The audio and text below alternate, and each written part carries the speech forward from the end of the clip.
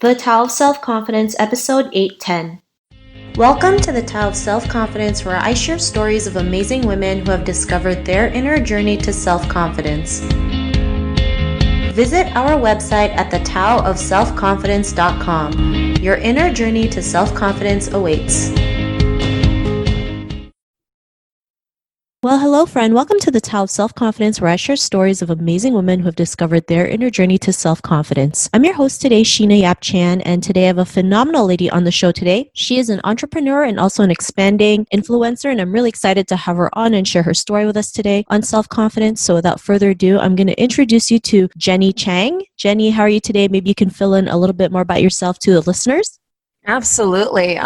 Thank you so much again, Sheena, for having me. It's such an honor to be here. So yeah, I would say that just my background is, I was an experiential director. So I produced a lot of, large events and whatnot. And I revolved a lot of my businesses around experiential planning. And I started my companies when I was 19 years old. And that was about 11 years ago. So I just kind of really, kept myself under the hood, and just got in like building mode, got in creation mode. I had like 3 different branches, all throughout the US. And it was just it was a really good run. And then COVID hit and the event industry kind of, did its natural thing, and it kind of tanked for a moment. But I really used that time to really kind of, focus a little bit more on putting myself on that map, kind of wearing a little bit more of the CMO hat as opposed to the CEO hat right now. So I focused a lot more on marketing, effective like April of this year, I want to say. And I use TikTok as like my ultimate tool to really kind of put my personality out there,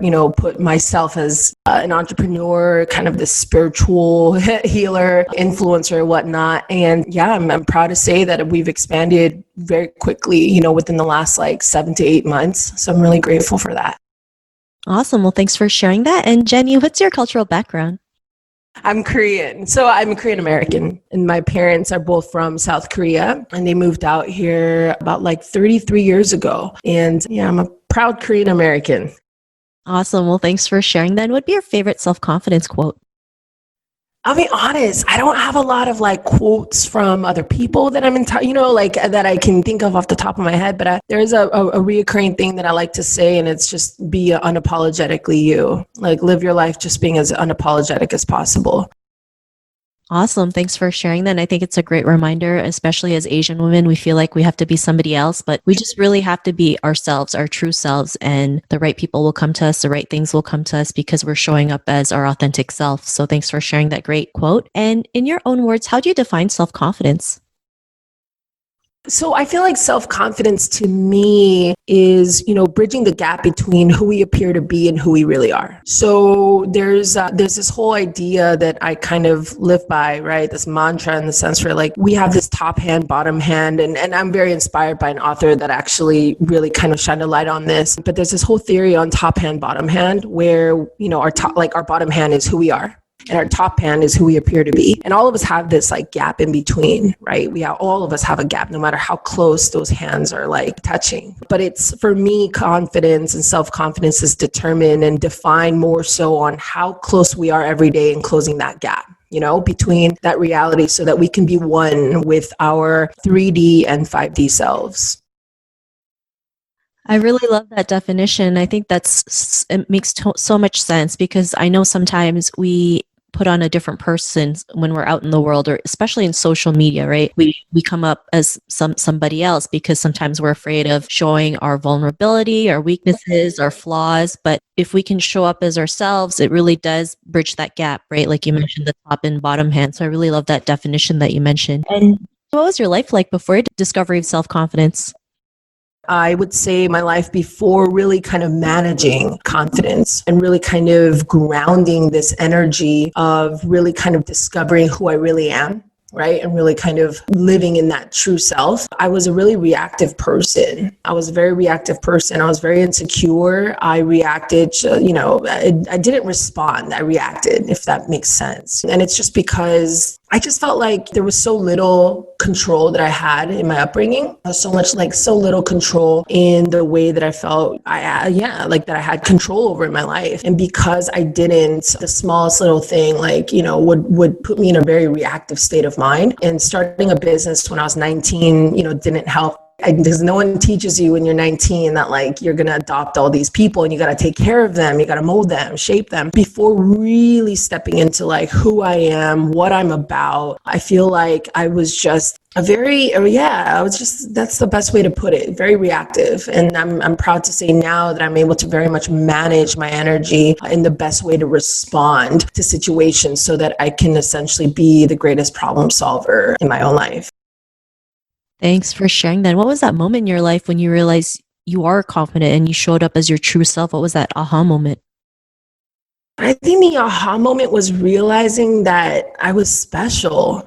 Like, it was as simple as that. I knew that I was special, and I knew I was special because of the things, the creativity, the ambition, the strength, the resilience. When you can start converting your problems, right? And you can start converting that into assets to really help leverage who you're becoming and leverage who you are, you start to realize just how much power you actually have. And when you start to recognize just how much power you have, by being able to learn from your mistakes, by being able to grow and expand and almost essentially build golden blocks under your feet through every lesson, through every challenge, right? Every difficult moment in your life, and you understand how to convert that energy into something that benefits you. It shapes resilience, doesn't it? Right, Sheena?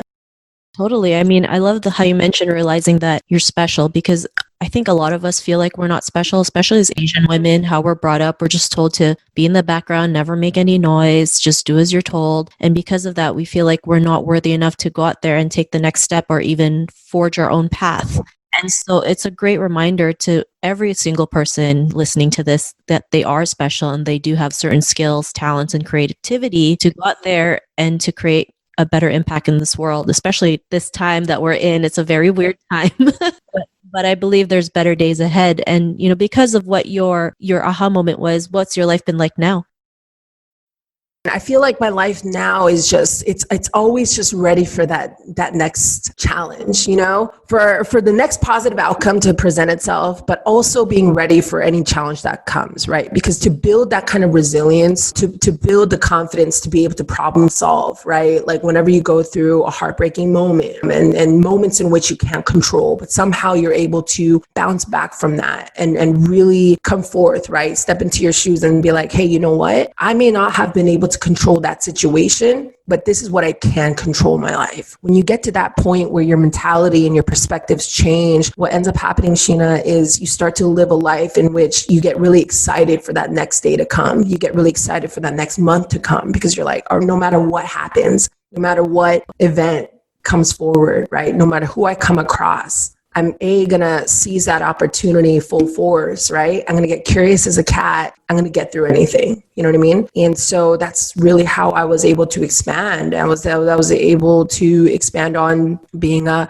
top event planner in this country that way. I was able to get into the face of doing my own podcast that way. I was able to grow social media quite quickly that way, And so very grateful to know that the only boundary that I could ever have, the only limitation that I could ever have is my own mindset. Does that make sense?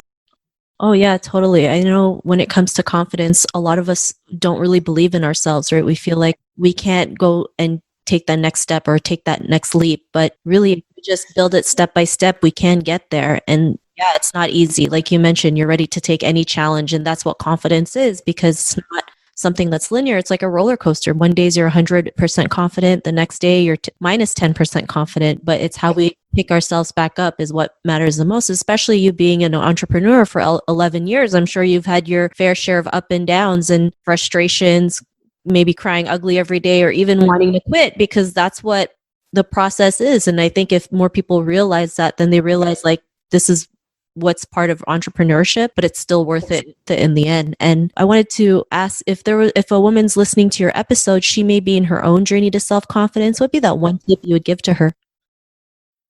I would say that my biggest tip in really kind of building the self-confidence, is to do it for you, not for other people. You know what I mean? You'll get a lot more efficient in where you want to get to if it's all for you. Don't let mom, dad, sisters and brothers and friends, and all these people that are so far from your actual reality, like in terms of your mental space. It's more so surrounding yourself with all the right people, right? But not taking anything personally, good or bad. And that really kind of revolves around this idea of whatever it is that you're going to create, you got to create it for yourself first. Once you're able to do it for you, you'll find other people in this world that are going to connect to you. They're not going to connect to why you did it for someone else or for you to retaliate or get some revenge on this person that said that you couldn't do it, right? It's more so the idea of whatever it is that you're going to do, building the self-confidence, creating that first business of yours, falling in love, and taking a leap of faith, whatever it may be, you always have to put yourself first, unapologetically, very much first. And so everyone else is the default until you get to where you want to be. Once you get to where you want to be, at least you'll sit there and say you didn't do it for anyone else. You did it for you. Great advice. I really love that tip. And it's such a great reminder because we've been programmed to always serve others before we make ourselves happy. But it should really be the other way around, because when we get to know what we tolerate and not tolerate, that's when we can serve people a lot better in a better way. So for sharing that great tip. And if our listeners wanted to get to know a little bit more about you and what you do and check out some of your work, is there any links or social media profiles we can connect with? Absolutely. Yeah. I think the big hub is jennychang.com, and that's Jenny with the Y, Chang. And then that's jennychang.com. And then of course I have two different social names. TikTok is I am Jenny Chang, and then Instagram and everything else is Jenny Chang Gang. So that's where everyone can find me. Awesome. Well, thanks for sharing that. And to our listeners, if you want to connect with Jenny, you can also head on over to the taoofselfconfidence.com and search for Jenny's name. Her show notes will pop up along with everything else that we talked about. And I really just want to thank Jenny today for taking the time to share her story and tips with us on self-confidence. So thank you so much, Jenny. Thank you, Sheena. Thank you for having me again. I really appreciate it. Not a problem. It was really great having you on the show. And to our listeners, be on the lookout for another new episode of another amazing woman's journey to self-confidence. And we'll talk to you soon. Bye for now. Thank you for tuning in to another amazing episode of the Tao of Self-Confidence. Want to learn how you can use podcasting to market your business? Download your free report by visiting our website at thetaoofselfconfidence.com. Your inner journey to self-confidence awaits.